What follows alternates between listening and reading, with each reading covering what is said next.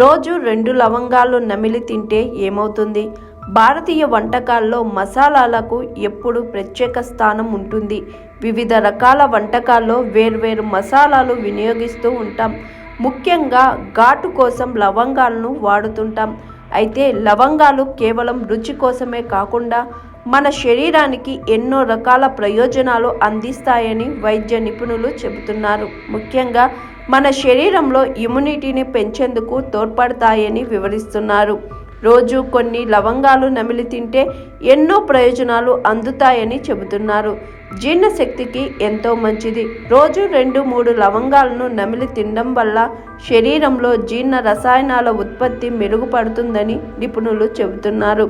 కడుపు ఉబ్బరం, గ్యాస్, అజీర్తి వంటి సమస్యలు తగ్గుతాయని, ముఖ్యంగా అసిడిటీ సమస్యకు చెక్ పడుతుందని వివరిస్తున్నారు.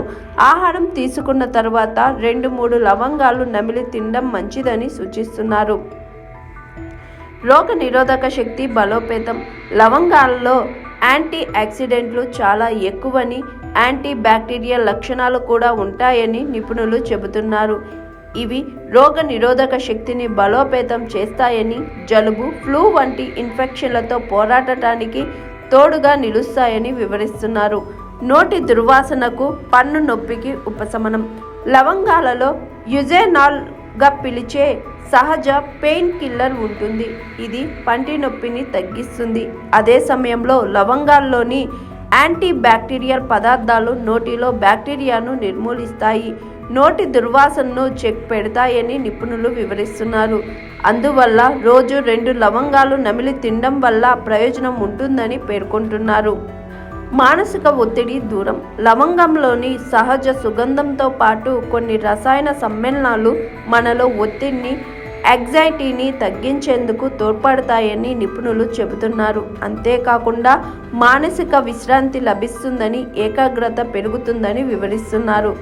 ఈ అంశాలు గుర్తుంచుకోండి. రోజు 2-3 లవంగాలు నమిలి తినడం వల్ల మనకు మంచి ఆరోగ్యం లభిస్తుందన్నది వాస్తవమే అయినా, అల్సరు, జీర్ణ సంబంధిత సమస్యలు ఉన్నవారు జాగ్రత్తగా ఉండాలని నిపుణులు సూచిస్తున్నారు.